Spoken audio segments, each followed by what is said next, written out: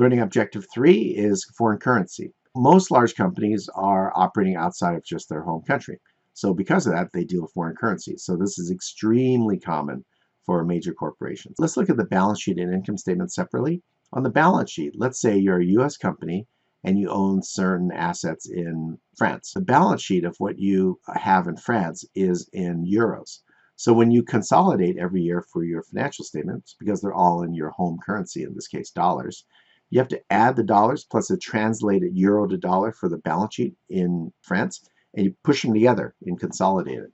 But if the exchange rate changes, then when you're translating it, there's a loss or a gain because of the euro to dollar exchange rate. So if the dollar strengthens, the value of that French asset goes down. So you'll actually have an unrealized loss. You haven't sold anything, right? So you haven't realized the loss on any assets in France, but it's unrealized loss.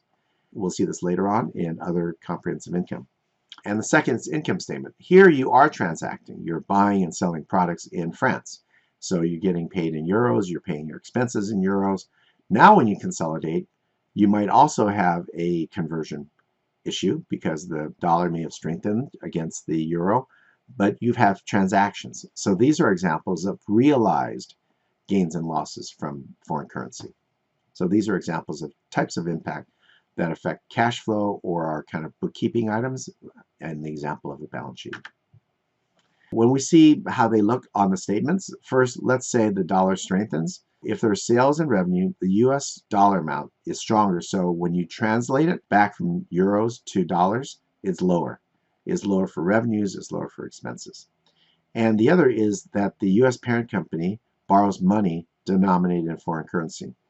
So in this case, we're a US company, and let's say we borrow money from Japanese sources, so it's in yen. That again is subject to a gain or loss from the yen to dollar exchange rate. The other is when money is repatriated. Back to our French example, if we made money in Paris or France and we want to ship that money from Europe back to the US, that repatriation will trigger a realized gain or loss as we convert from euros to dollars.